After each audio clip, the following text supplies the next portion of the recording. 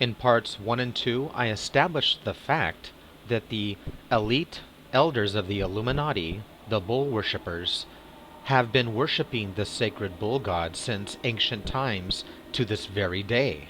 And these bullshitters make us believe in a fake boogeyman called terrorists, which, like I said earlier, comes from the bull.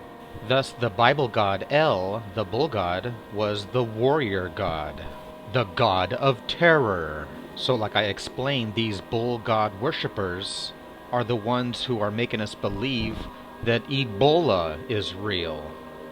And they're the ones that are making us think that terrorists are real when they're behind it all.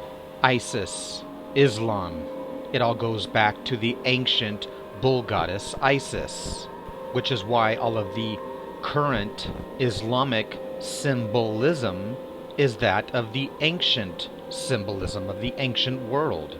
Thus, the bullhorns or the crescent of Isis, the goddess of death and resurrection. Why do you think they're talking about the Ebola virus and the zombies, which is the walking dead? They are resurrected from death.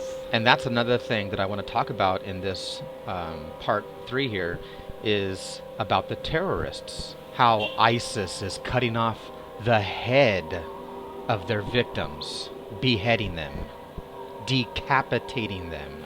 If you've watched my videos over the years, you'll know that I've shown this symbolism over and over again. This is a symbolic gesture of the elite Illuminati, not by some crazy people across the world somewhere.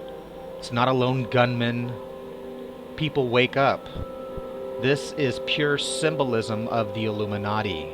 Why do you think they're all dressed in orange? Because who dresses their prisoners in orange? We do. The Royal House of Orange. So did you notice the Illuminati symbol, which is the symbol of the truncated pyramid with its head cut off? Like I said, this symbolism goes back thousands of years to Marduk slaying Tiamat, or the Epic of Gilgamesh, where he, beheads Humbaba, the story of the beheading of Medusa, like I showed in Alice in Wonderland, where she beheads the dragon. And of course, that's why the Red Queen kept saying, "Off with his head!" So wake up, people. I mean, like the story of David and Goliath, the division of two, the beheading. Come on, David means divide, which is why Israel and Islam are divided.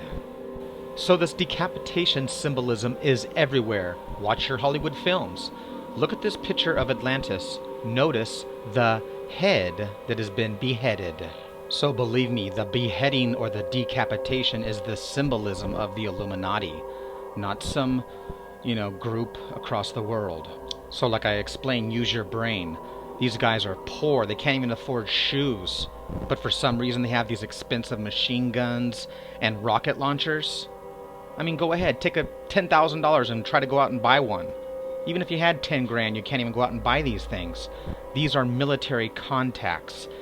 These were issued to them by the military, by the elite Illuminati. So they're pulling the green screen over the eyes of the world.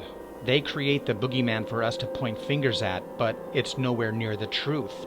The truth is, they are the ones that are the wolf in sheep's clothing.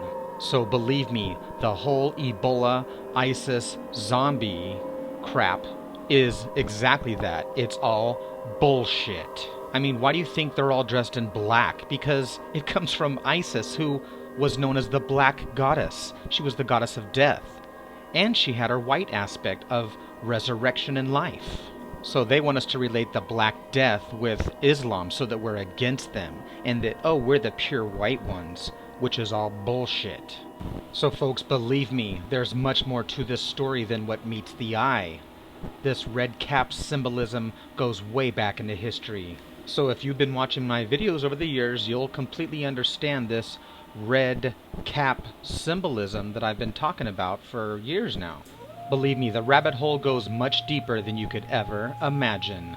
Well, folks, I hope you are able to see the truth, and I thank you for watching this series about the bloody Ebola bullshit, and how it's absolutely not real. Thank you for watching. Peace, love, and wisdom. Truthiracy.